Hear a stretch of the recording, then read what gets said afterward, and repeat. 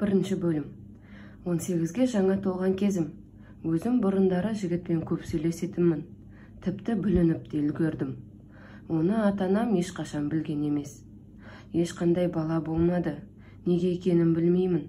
Әйтпесе бір жыл бойы жігітіммен бірге жүрдім. Көтеріп қаламын-ау деген ойда болмады. Кейін ол жігітімнің бөле сіңіліме көзі түсіп, соған тиісе бастады. Ол сіңілімді де бүлдіріп, басын айналдырмасын деп сіңілімді одан алшақ ұстадым. Бірақ сонда да олар көп сөйлесті. Бірақ жолықпады, оған сенімдімін. Себебі бөлем екеуміздің үйіміздің арасы бір-ақ сағаттық жер. Ол ауданда бізден басқа туыстары жоқ.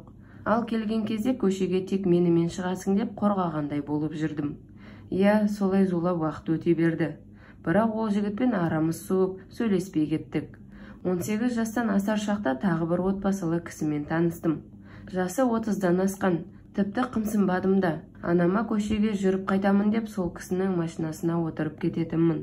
Ол маған қаржылай көмектесіп тұрды. Сол үшін одан айырылысқым келмеді.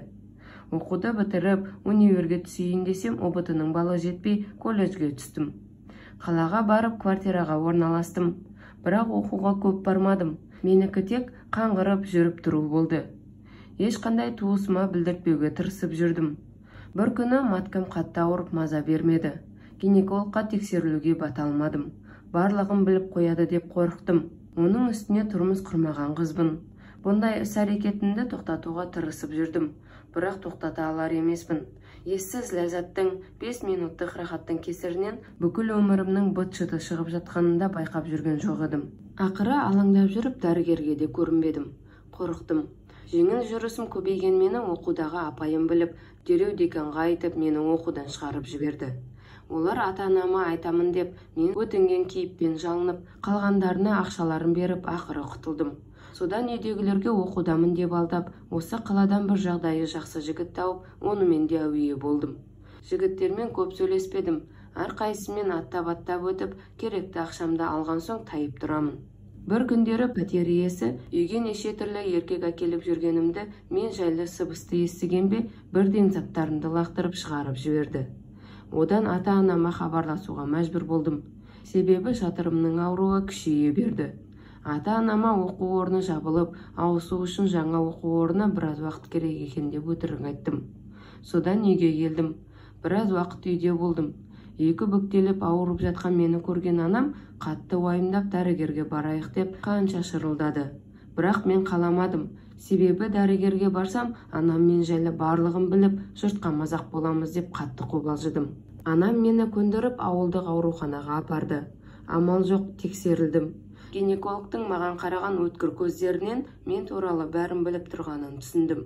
Тыпыршып, шарасыз күйде не істерімді білмей, анама бір қарап, дәрігерге бір қарап, қыз емес екенімді айтып қояма деген үреймен тұрдым. Қызыңызды эрозия деп бастады гинеколог.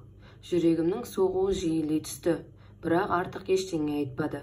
Мына свечаны саласың, мына дәріні ішесің, уколдарыңды аласың деп параққа біраз тізім жазып берді. Болды, барыңыздар деді. Мен оған рахмет дегендей бір қарап, анам екеуміз шығып кеттік. Анам болса, сонша дәрі-дәрмекті жазып бергенде не болды? Неге мұнша жазған? Сонша қалай суықтап жүрсің деп біраз ұрсып та алды. Содан үйде жатып, 3 ай бойы емделдім. Анам орнымнан тұрғызбай біраз қарады. Ол үшін мен қиналдым. Ауыртпалықтың барлығын анам арқалап жүрді. Ішімнен қатты қысылдым. Себебі менің жіберген қателіктерім үшін анам қиналып жатқандай. Қаншама ақшалар кетті. Өз-өзімді жеумен күндерім өтіп жатты. Осылайша жасым 19-ға да таяп қалды. Мен болсам құр жатқаннан түк шықпайтынын біліп, Алматыға жұмыс іздеп шығамын деп ата-анама ескерттім. Басында қарсы болды, бірақ үйдің ең үлкені мен, анам болса жұмыссыз. Әкемнің бір айлығына қарап отырғаннан ештеңе шықпайды. 3 інім мен бір сіңілім өсіп келе жатыр деп анама түсіндіріп айттым. Ертесіне киім-кешегімді реттеп, Алматының автобусына мініп кеттім.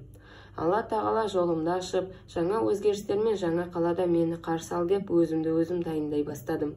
Таңертең мінгеннен кешке түсіп, дереу пәтер іздей бастадым. Әкемнің жұмыс тапқанша деп берген 100 000 теңгесіне 2 қызбен бірігіп бір бөлмелі пәтерді жалдадық. Алматыда ешқандай туыстарым жоқ. Жұмыс іздеп сандалып жүргенде 2 аптадай уақытымыз өтті. Соңында бір мейрамханаға жұмысқа тұрдым. Бұл жақта той болса даяшыларға жақсы ақша береді екен. Ауылдан жақсырақ. Содан түні бойы тойда даяшы болып, күндіз келіп ұйқының планын орындайтынмын. Қанша уақыт өткенін әйтеуір біраз ақша жинап, ішіп жеміме де, пәтер ақыма да, ата-анама да қарайласып жүрдім. Анам бір күндері сағындық, келіп кет деген соң ойланбастан бірден жолға шықтым. Автобусқа отырып жайғасып, құлақ қапты құлаққа салып мұңды әуендер тыңдап келемін. Жеткенше біраз жол, алдағы өмірім не болар екен деп ойланып келемін. Күтпеген жерден біреу алып қашып кетсе не істеймін? Өмірімде өшпестақ болады ғой. Ата-анамды зарға қақсатып ұятқа қалдырып жүрмесем болғаны. Жоқ, ондай ойлар ешқашан ойыма келмесін. Жоқ, ондай жағдай болса, бірден кетіп қаламын. Тұрмысқа мүлдем шықпаймын. Иә, тұрмысқа мүлдем шықпаймын. Ең дұрыс шешім осы деп өз-өзіммен сөйлесіп келемін. Ауылымызға да жетіп қалдық. Түсіп бауырларыма тәттілер алып, қуанып үйге қарай жол тарттым.